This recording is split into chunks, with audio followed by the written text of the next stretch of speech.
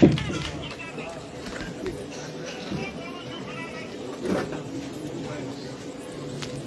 ખૂબ આભાર દેવકરણભાઈ. અહીંયા મંચસ પર બિરાજમાન ભાઈ શ્રી પ્રદેશ પ્રવક્તા ભાઈ શ્રી વિક્રમભાઈ દવે, ભાઈ રમેશભાઈ, રાજપરા સાહેબ, દેવકરણભાઈ, ખૂબ બધાના પરિચય મોટા છે, પણ લાંબા સમયથી તમે સાંભળતા આવો છો. મારા પહેલાના વક્તાઓએ પણ ખૂબ સારી રીતે બધાનો પરિચય આપ્યો. એવા જ અહીંયા ભાઈ ધીરુભાઈ મેટાળિયા આ જગમગો થઈને આવ્યા છે. મેં જોયું આ પગમાં બૂટ બૂટ એ બધા કંપનીના લીધેલા છે, લુગડા નવા છે. હું પણ કે ઝાંખો લાગુ, નેતા કોણ છે એ ખબર નથી પડતી. એવી જ રીતે અમારે ભાઈ શ્રી બુવાજી છે, ભાઈ અમારે શટરીઓ લઈને કાયમ માટે પ્રચાર કર્યા કરે. નરસિંહભાઈ, અમારે મહિદડની આખી ટીમ છે, મહિરાજભાઈ, રાજુભાઈ, અમારા બુવાજી પધાર્યા છે, ખાસ કરી મોરસલથી ટીમ છે, નીતિનભાઈ ડેંગડા, જયંતિભાઈ, બટુકભાઈ, થાનથી શિવાભાઈ, અને ખાસ કરી અને મોટી સંખ્યામાં અહીંયા ગેરેજમાં ઊંડા બેઠા છે કેટલાય ભાઈઓ. મોટી સંખ્યામાં અહીંયા તમે સામે બેઠા છો. એમાં ખાસ કરી ભાઈ ભૂદેવ, અમારે હર્ષદભાઈ ત્રિવેદી, કયું બે વાર પણ કે સ્ટેજ પર નહીં, અહીંયા નીચે બરાબર બેઠા છે. એવી જ રીતે કિશોરભાઈ, અને આખા કાર્યક્રમમાં ખરેખર પાયાના પથ્થર બની અને જે કામ કરે છે દેવકરણભાઈ, તો સ્વાભાવિક છે ક્યારેક માઇક હાથમાં લઈને આપ સૌને કાયમ માટે અમે અલગ અલગ કામની વહેંચણી કરેલી છે. આખા ચોટીલા દેકારે ચડાવવાનું હોય તો દેવકરણભાઈની કામ દઈ દઈએ, દેકારો અને ઓલું ઝીણું કાતવાનું કઈ હોય તો ઈ દઈ દઈએ અજીતભાઈ ને. ઓલામને એમ થાય કે આ તો છોકરું શું કરવાનો છે, પણ એમના ઘરેથી હોત બધું કાપીને લઈ આવે. કેટલાય ભાજપ કોંગ્રેસના નેતા એવા છે, જણ ને એવું છે, ગમે તો કોંગ્રેસના નેતાને એવું છે કે આ ફલાણા ભાઈ તો આપણી ભેગા છે, એની નથી ખબર કે ઘરના હેઠલામાં તો અજીતભાઈ હર્ષદભાઈ નક્કી કરી આવ્યા છે. આવા કેટલાય ભાજપ કોંગ્રેસના ગામોભાઈ નેતા છે. એવી જ રીતે કાયમ માટે આયોજનમાં સહભાગી બને ભાઈ કિશોરભાઈ. નામ લેવાના રહી જતા હશે, માફ કરજો, પણ આખી ટીમ રામકુભાઈ, શિવાભાઈ અને આખા પીપરાળી ગામ આજુબાજુમાંથી પધારેલા, અને ખાસ કરીને મોટી સંખ્યામાં પાછળ પણ બહેનો બેઠા છે, અહીંયા પણ માતાઓ બહેનો બેઠા છે. તો આજની આમ આદમી પાર્ટીની ગુજરાત જોડો જનસભામાં હું રાજુ કરપડા આપ સૌનું હૃદયથી સ્વાગત કરું છું. લગભગ તમે 2.5 કલાકથી બેઠા છો. ભાઈએ મારો પરિચય આપ્યો, મારી પહેલાના વક્તાએ પ્રદેશ નેતા રાજુભાઈ કરપડાના નામથી સંબોધ્યા, ખેડૂતોના મસીહાના નામથી સંબોધ્યા, પણ હું પીપરાળી ગામના આંગણે કહેવા માટે આવ્યો છું કે ચોટીલા વિધાનસભા માટે તો કાયમ લાડકો થઈને આવ્યો છું. જ્યારે આવ્યો છું, મારી કારકિર્દીની શરૂઆત કરી વિક્રમભાઈ, તો જ્યારે 2022ની ચૂંટણીમાં નામની જાહેરાત થઈ અને જે ખરેખર સ્ટ્રેટેજીના ભાગરૂપે એક આયોજન પૂર્વક જે સભાઓ થઈ, પહેલી સભા ભાઈએ ધીરુભાઈ મેટાળિયાએ ગોઠવી ત્યાં ઝૂંપડા, અને પછી સૌથી મોટી જિલ્લા પંચાયત સીટની સભાની શરૂઆત થઈ, અને મારો પરિચય આપવાની શરૂઆત જ્યાં કોઈથી કરી હોય મને જીવું ત્યાં સુધી યાદ રહેશે, પીપરાળી ગામનો ચોક હતો. જીવનમાં ગમે એટલા આગળ જશું, ગમે તેટલે પહોંચશું, આપ સૌના આશીર્વાદથી હજુ ખૂબ પ્રગતિ થશે, માતાઓ બહેનોના આશીર્વાદથી ખૂબ આગળ વધશું. પરંતુ જ્યાં ગમે ત્યાં પહોંચીશ, મને કોઈ કહેશે કે તમારા જીવનની શરૂઆત ક્યારથી થઈ, રાજકારણમાં આવ્યા પછી સૌથી પહેલી મોટી સભા ક્યાં કરી, મને કાયમ યાદ રહેશે કે મેં પીપરાળીમાં કરી. બીજી સભા રાજપરા જિલ્લા પંચાયત સીટની થઈ. પીપરાળી એટલે પીપરાળી જિલ્લા પંચાયત સીટના તમામ ગામડાના લોકોએ મને પ્રેમ આપ્યો અને પીપરાળીના આ જ ચોકમાં સભા થઈ. પછી બીજા દિવસે રાજપરા ગામે સભા થઈ, આયોજક મિત્રો ભાઈ વિપુલભાઈ, માંડણભાઈ, મોહનભાઈ, આખી ટીમ છે ત્યાંથી. કેટલાય તો આનાકાની કરી કે અહીંયા સભા બભા નથી કરવાની. આવડા એને મન બનાવી લીધું સભા તો એકવાર કરવી છે. અને ઈ સભાની અંદર ગુજરાતના ઇતિહાસમાં ક્યારેય ન ઘટી હોય એવી ઘટના ઘટી હતી. 300 ના સ્ટેમ્પ પર પહેલી વખત એવું બન્યું કે આમ આદમી પાર્ટીનો ઉમેદવાર 300 ના સ્ટેમ્પ પર લખીને લાવ્યો હતો કે અહીંયાથી ચૂંટણી જીતીશ, આવનાર 3 વર્ષની અંદર સિંચાઈનું પાણી દરેક ગામના ખેડૂતના ખેતર સુધી પહોંચાડવાની જવાબદારી રાજુ કરપડાની છે. આ પાણી પહોંચાડવા માટે થઈને જેવડી પણ લડાઈ લડવાની થાય એવડી લડાઈ લડીશું. એ વખતે 2022 માં રાજપરા ગામના પાદરમાંથી ચાલુ સભાએ કહ્યું હતું, ઓન મીડિયા એફિડેવિટ લોકોની સામે આપ્યું હતું અને ત્યારે કહ્યું હતું કે જો 3 વર્ષમાં પાણી નહીં લાવી શકું તો આ સરકારની સામે એવડો મોરચો માંડીને બેસી જાય કે કાં તો જેલમાં જઈશ ને કાં તો રાજીનામું દેવું પડશે. માત્ર વાતો કરવા નથી એવા દોસ્તો. ત્યાર પછીની ઢોકળવા જિલ્લા પંચાયત સીટની સભા થઈ, મોલડી થઈ, થાનમાં થઈ. ખૂબ લોકોએ પ્રેમ આપ્યો. મૂળી તાલુકાના લોકોએ પણ અનહદ પ્રેમ આપ્યો. અમારા બાપ દાદા કોઈ રાજકારણમાં નહોતા. હું મારા જીવનમાં ગ્રામ પંચાયતના સભ્યની ચૂંટણી નથી લડ્યો.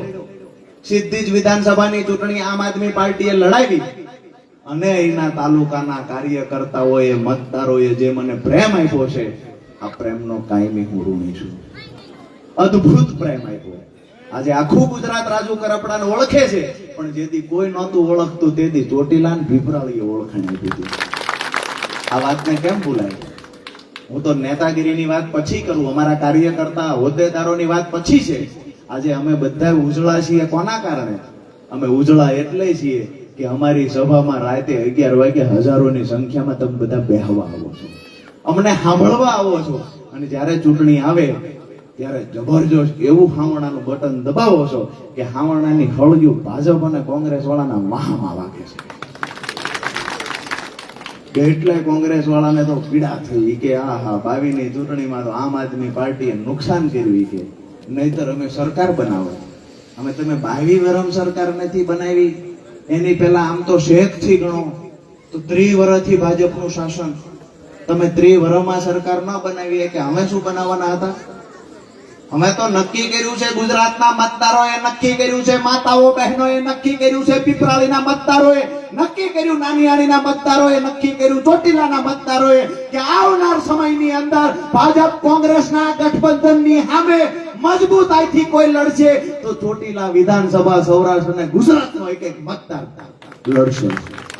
જેવી રીતે વિસાવદરની અંદર પરિણામ મળ્યું એવી રીતે આવનાર સમયમાં તમામ સીટો પર પરિણામ મળવાનું છે.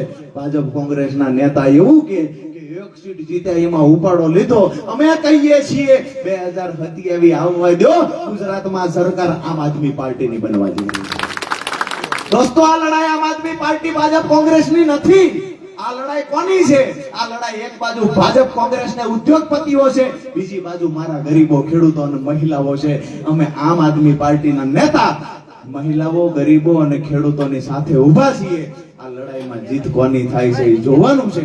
ભગવાન કૃષ્ણ પણ સત્યની લડાઈમાં ભેગો હતો અને આજે આપણી લડાઈમાં ઈશ્વર પરમાત્મા અને ડુંગર વાળી આપણી હારે છે. નાના નાના છોકરા છે, ભાજપ વાળા કેટલાય વાર એવું કે જેલમાં પૂરી દઈશું, દબાવી દઈશું, ધમકાવી દઈશું. એટલે હવે અમે આમાં જાહેર જીવનમાં આવ્યા તેથી નક્કી કરીને આવ્યા છીએ તમારી પાસે આ સિવાય બીજું કાંઈ નથી. આજ બોરહલ ડેમમાં પાણી પહોંચાડવા માટે તમારી પાસે વ્યવસ્થા નથી. ઠાંગાની અંદર પાણી પહોંચાડવું છે. અમારા ખેડૂતો ઠાંગાના છે. અહીંયા હોનું પકવે એવડી તાકાત છે.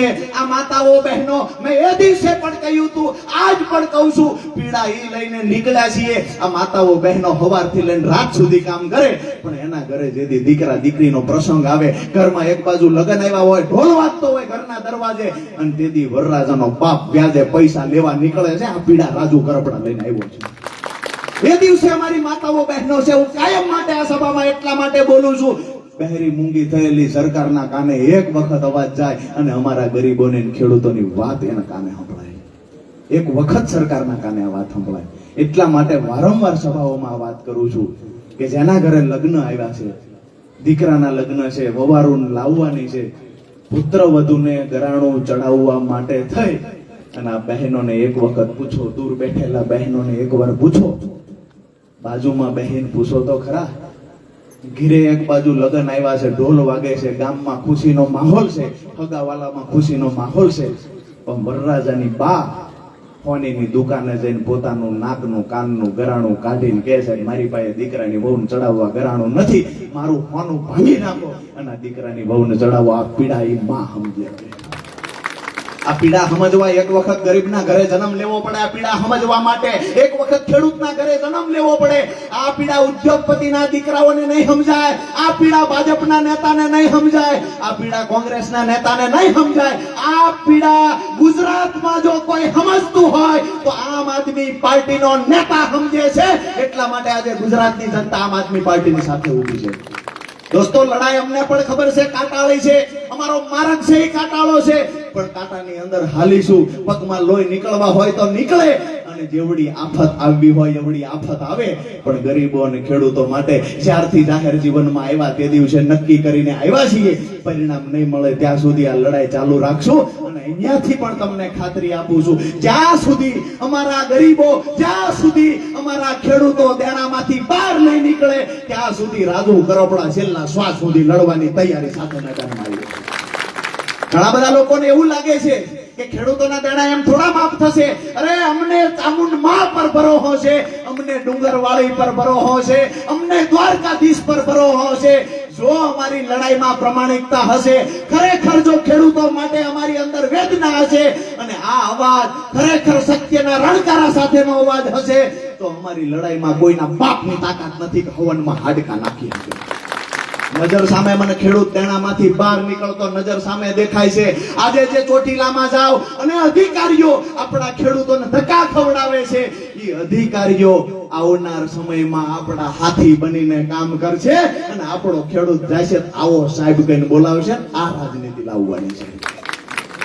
આજે જાવું છે ત્યાં માંડણભાઈ જાય છે, ભાઈ કાલ આવજો. અમારી માતાઓ બહેનો જાય, રેશન કાર્ડમાં સુધારો કરવો છે, આજે નહીં થાય કાલ આવજો. અરે, મગફળીનું રજીસ્ટ્રેશન કરાવવા ગયા, કપાનું રજીસ્ટ્રેશન કરાવવા ગયા. મગફળીમાં તો એવડો મોટો કાંડ કર્યો આ લોકોએ, આખા ગુજરાતના લોકોએ 1 તારીખથી મગફળીનું રજીસ્ટ્રેશન કરાવ્યું. 2 દિવસ સુધી મહેનત કરી અને ત્યાર પછી રજીસ્ટ્રેશન થયું. પહેલા દિવસે બધા કાગળ ભેગા કર્યા, બીજા દિવસે લાઈનમાં ઉભા રહીને ઓનલાઈન રજીસ્ટ્રેશન કર્યું.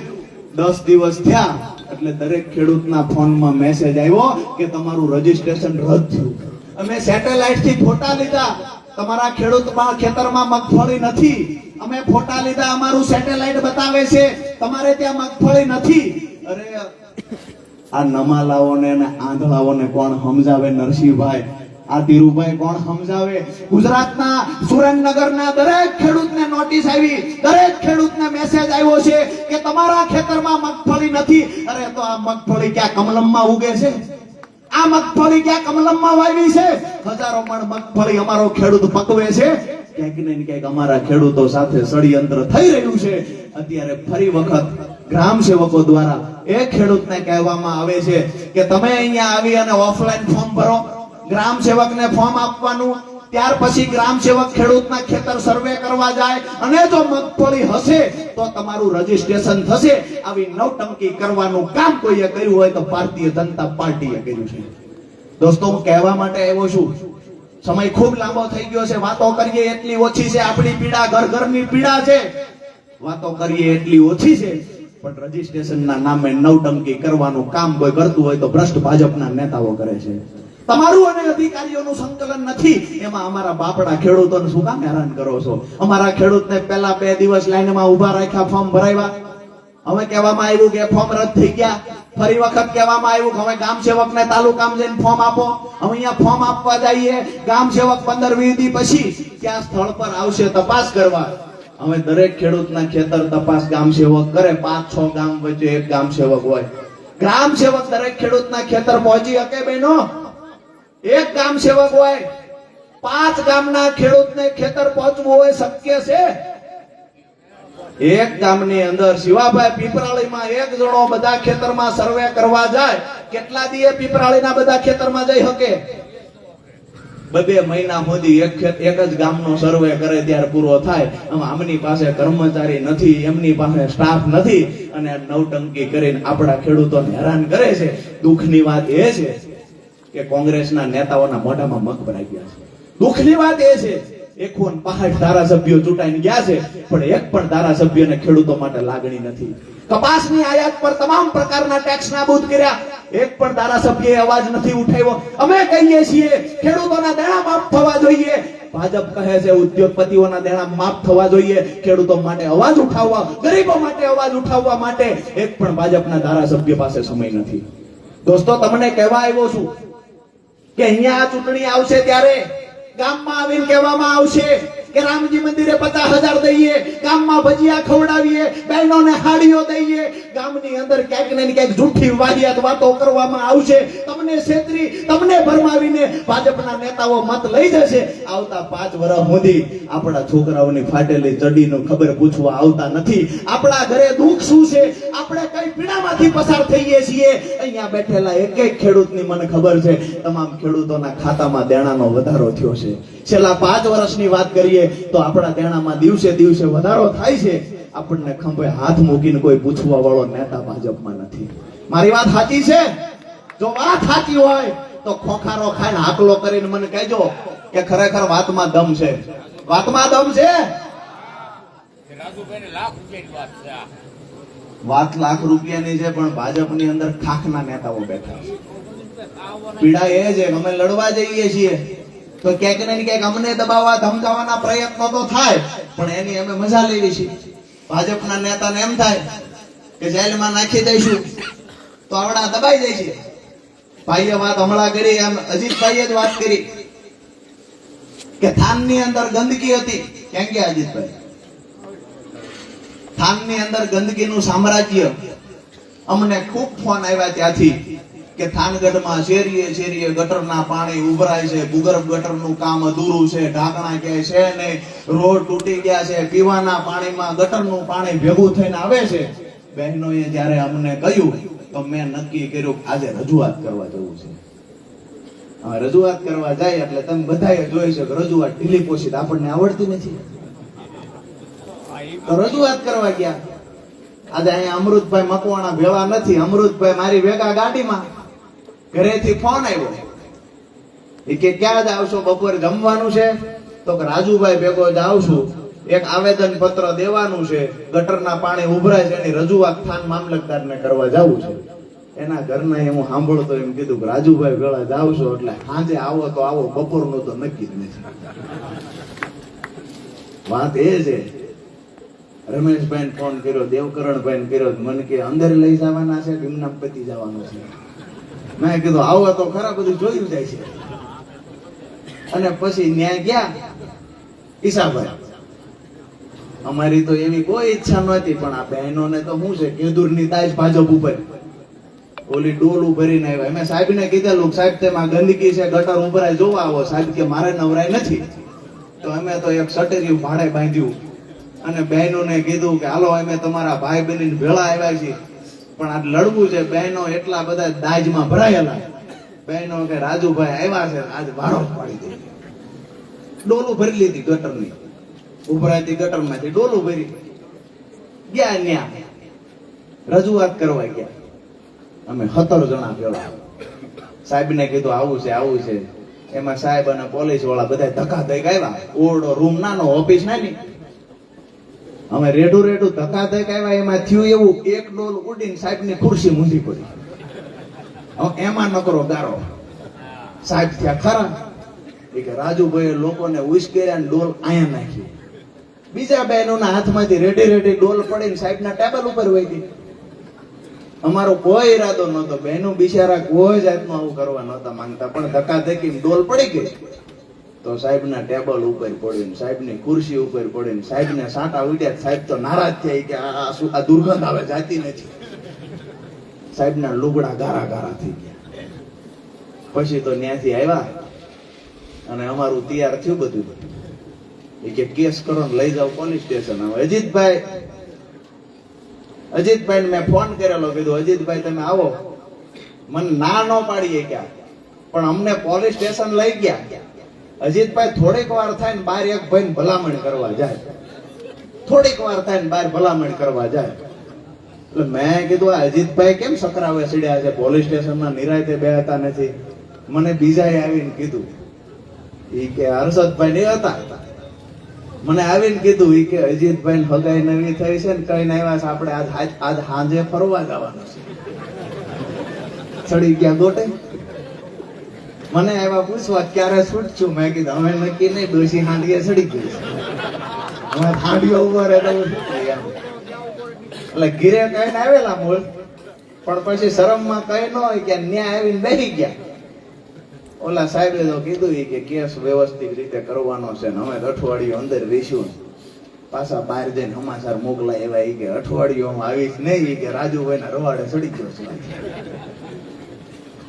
મજાની વાત એ છે કે પરિવાર સાથે ફરવા જવાનું હતું એ માણસની તાજી હગાઈ કરેલી, નક્કી કરીને આવેલા કે આજ સાંજે આપણે ફરવા જઈશું. અને જ્યારે મેં કહ્યું કે થાનની પીડા છે અને થાનની અંદર ગટરો ઉભરાય છે એની રજૂઆત કરવા જવું છે, એ ફરવા જવાની વાત પડી મૂકીને થાનની બહેનોની પીડાની વારે આવ્યા છે. આ સૈનિકો આમ આદમી પાર્ટીમાં છે. હવે જ્યારે હું ક્યાંય રજૂઆત કરવા જાઉં તો અમારો સ્ટાફ પહેલા પૂછી લે છે, થેલો ભેગો લેવાનો લુગડાનો? આપણે કહીએ નથી લેવાનો તો કે વાંધો નહીં, ન્યા જઈને પાછું કઈક નાનું ઢીલું હોય, થોડા ગરમ થાય એટલે દેવકરણભાઈ પાસે આંગળી અડાડે, હીરાડ્યો ને એ કે ઓલો થાન વાળું થાય છે. નગર ઈ ડોહાને ક્યાં ફરવા જવું હોય છે, એને પાળિયાદ મારે ન્યા જઈને બેહે, શું ફેર પડવાનો છે? છતાંય આંગળી અડાડે એ કે ધીરા હમણાં એ કે ઓલા કઈક કરીને પૂરી દેશે.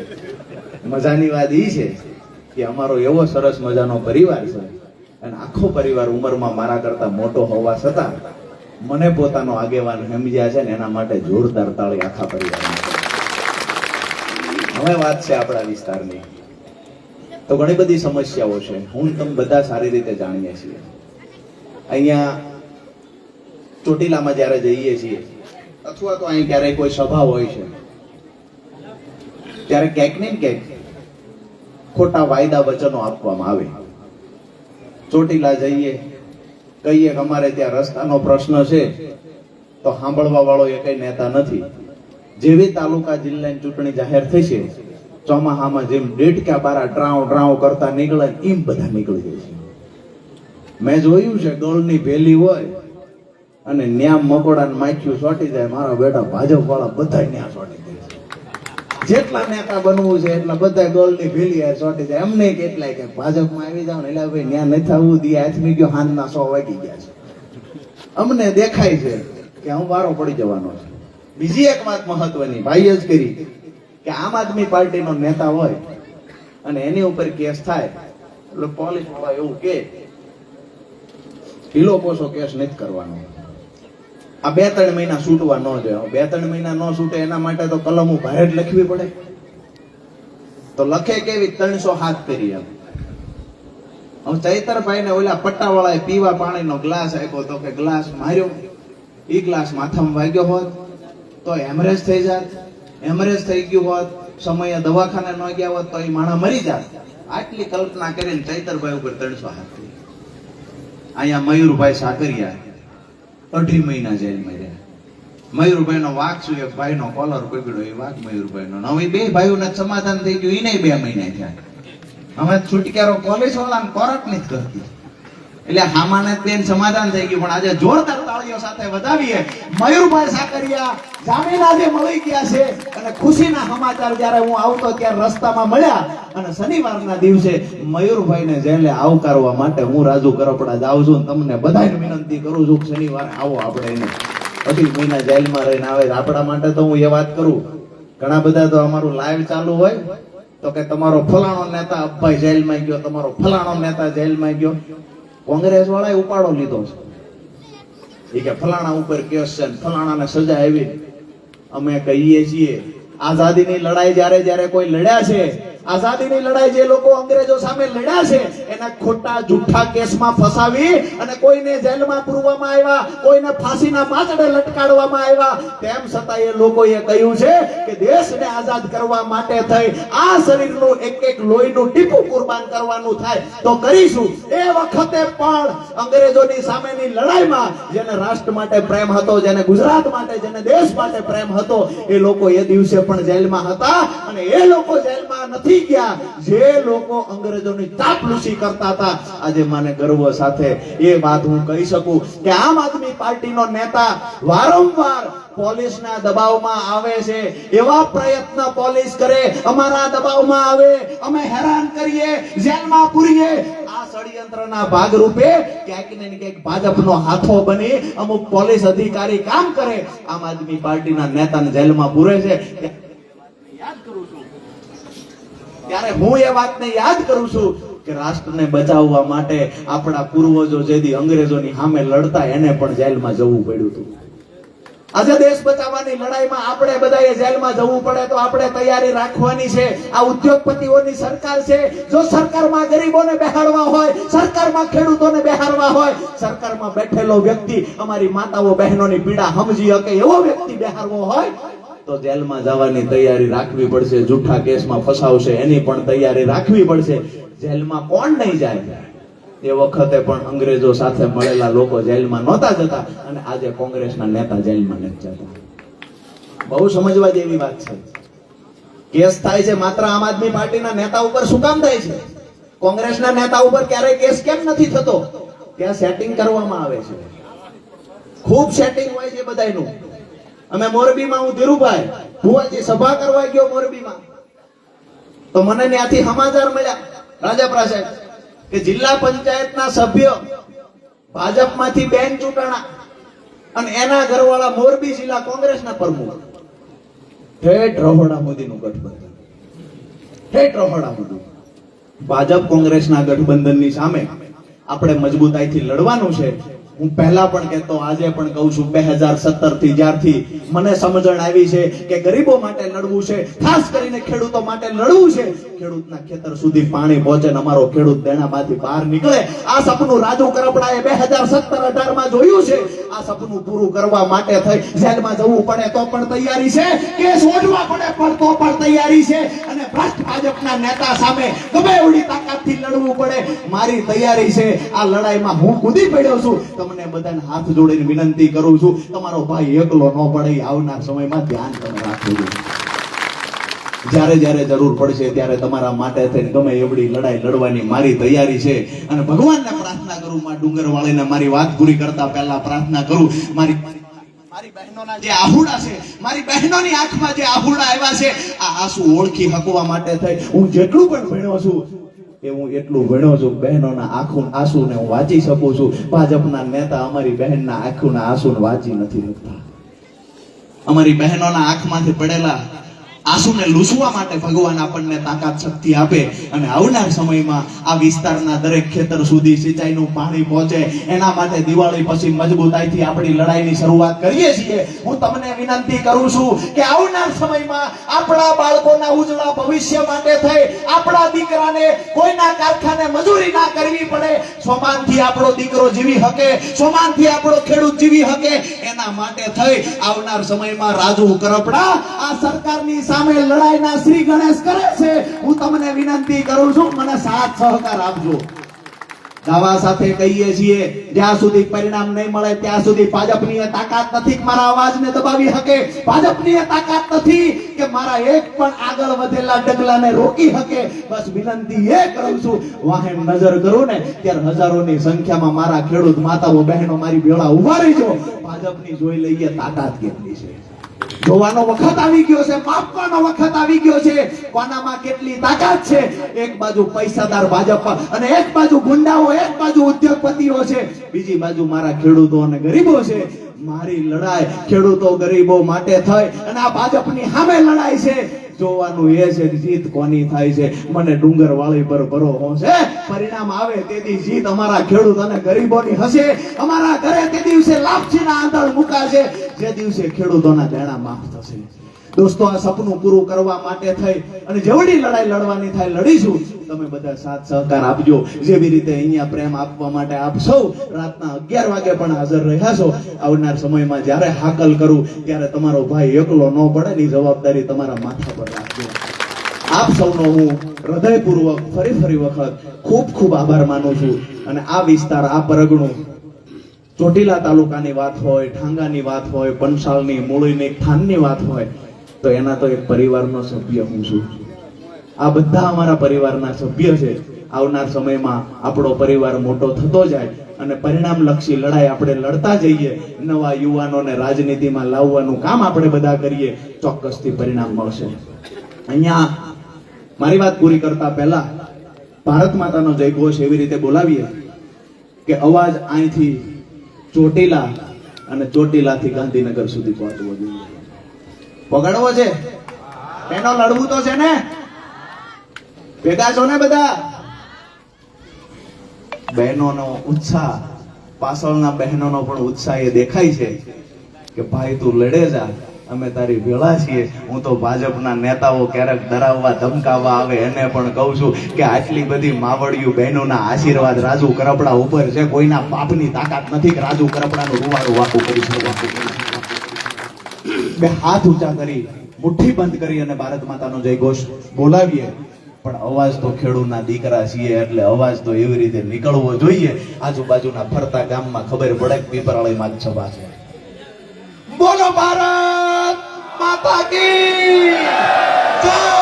જવાન જય જવાન, વંદે વંદે.